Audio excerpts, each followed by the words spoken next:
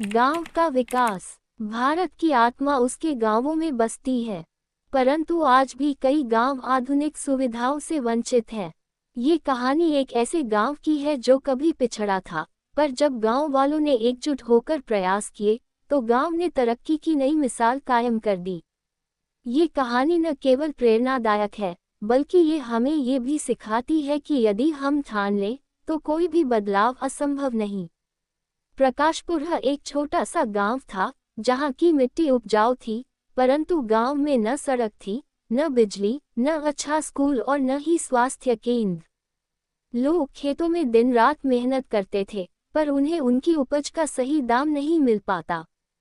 बच्चे स्कूल तो जाते थे, लेकिन आधे रास्ते में ही लौट आते, क्योंकि स्कूल की इमारत जर्जर हो चुकी थी।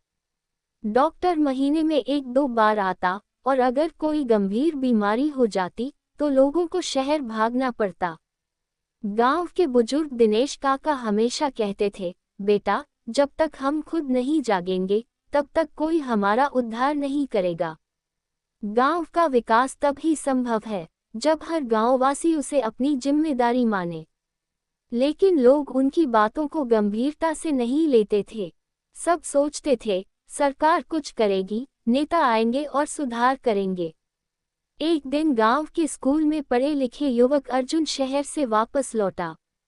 उसने इंजीनियरिंग की पढ़ाई की थी और अब अपने गांव में कुछ करना चाहता था। जब उसने गांव की हालत देखी, तो उसका मन व्यथित हो गया। अर्जुन ने गांव वालों की एक बैठक बुलाई और बोला, भाइयों और बहनों, हम सबका सपना है कि हमारा गांव भी तरक्की करे। लेकिन इसके लिए हमें इंतजार नहीं करना, बल्कि खुद को बदलना होगा। लोगों ने पहले तो उसे हल्के में लिया, पर अर्जुन की बातें सच्ची थीं। धीरे धीरे कुछ नौजवान अर्जुन के साथ जुड़ने लगे। अर्जुन ने सबसे पहले गांव की समस्याओं की सूची बनाई। टूटी हुई सड़कें, गंदा पानी और नाली की समस्या, स्कूल की हालत, किसानों को सही दाम नहीं मिलना, स्वास्थ्य सेवाओं की कमी।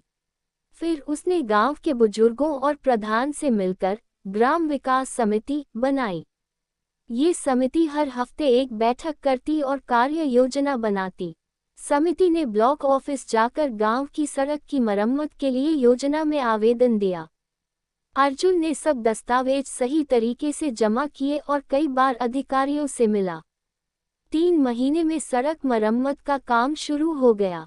अर्जुन और उसके साथियों ने गांव में साफ सफाई का अभियान शुरू किया।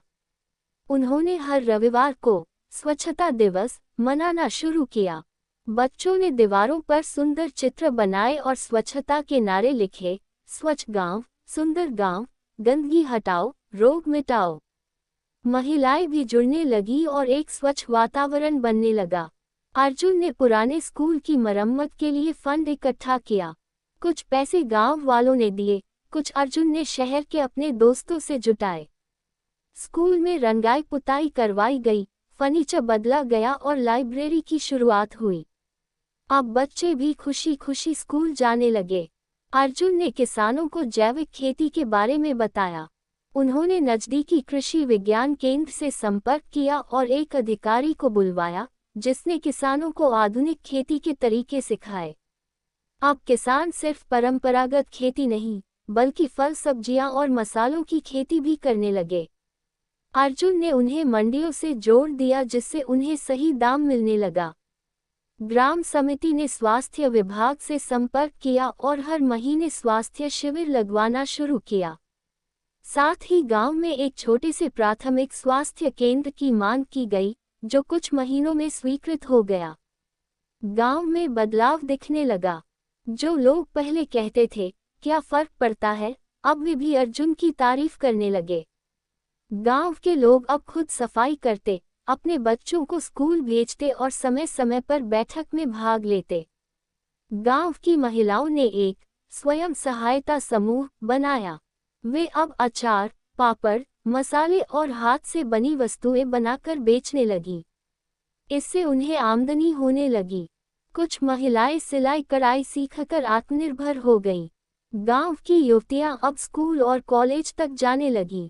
अर्जुन ने गांव में एक कंप्यूटर केंद्र भी शुरू किया, जिससे बच्चों को तकनीकी शिक्षा मिलने लगी। जब सरकार ने देखा कि गांव के लोग खुद इतने जागरूक हैं, तो उन्होंने भी विकास योजनाओं को तेजी से लागू करना शुरू किया। गांव को आदर्श ग्राम योजना में शामिल किया गया।